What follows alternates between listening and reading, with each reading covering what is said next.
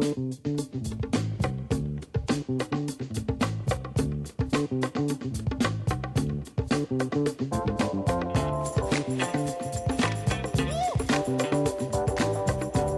fans, I'm Brian Montgomery. Today I am joined by Allegheny sophomore Emma Pellicano of the women's basketball team. This week's Allegheny Female Athlete of the Week. Emma, congrats on the honor. Thank you.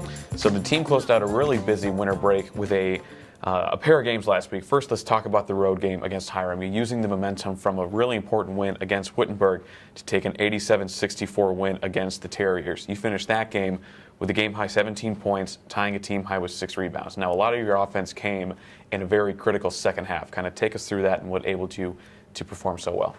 Well, I think coming off what we knew we had to beat Hiram and by a decent margin. So in the second half, we were just trying to find the gaps in the defense and find each other open, and I was just found open a couple more times. Yeah, and then you returned to the David V. Weiss Center on Saturday, suffer a setback to Ohio Wesleyan, but for you, another outstanding offensive performance, 20 points against the battling Bishops. Kind of take us through what the Gators are able to take from this loss to Ohio Wesleyan as you move down the home stretch. Yeah, obviously I wish we should have won, but I think we realized that Ohio Wesleyan is a team a lot like us, and we just need to learn how to play both ways the same way and find each other a little more open on the court. Yeah, and then for you, kind of a aspect you've added to your game in in your sophomore season has been a three-point presence.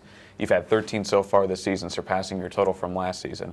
Kind of in the off season and during the season so far, what's been the difference? How are you able to find the three-point shot? Well, I think my teammates are giving me a lot of confidence. They're finding me open, and I'm just taking the shot and having the confidence to put it in.